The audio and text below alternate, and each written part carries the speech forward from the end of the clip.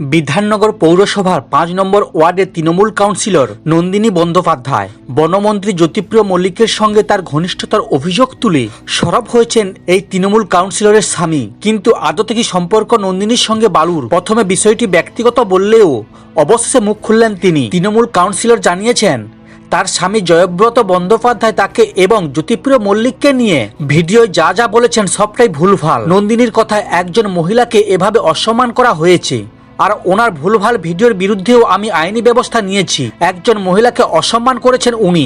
একটি ভিডিওয় নন্দিনীর স্বামী অভিযোগ করেন কাউন্সিলর হওয়ার পর থেকেই তার থেকে মুখ ফিরে নিয়েছেন তার স্ত্রী। এর সঙ্গে জ্যোতিপ্রিয়র সঙ্গে অতিরিক্ত মেলামেশাকে দায়ী করেছেন তিনি। কাঠগড়ায় তুলেছেন জ্যোতিপ্রিয় নন্দিনীর ঘনিষ্ঠতাকে। এমনকি জয়ব্রত বন্দ্যোপাধ্যায় বলেছেন তার হার্ট অ্যাটাকের সময় তার স্ত্রী নাকি জ্যোতিপ্রিয়র সঙ্গে দার্জিলিং ঘুরতে এসেছেন। কাউন্সিলর হওয়ার পর জয়ব্রতকে তার বাড়িতে আসতে বারণ করেছেন নন্দিনী। এমনকি তার বিরুদ্ধে মামলা রুজু করেছেন। ক্রমাগত পুলিশি হেনস্থার শিকার হতে হয়েছে জয়ব্রতকে।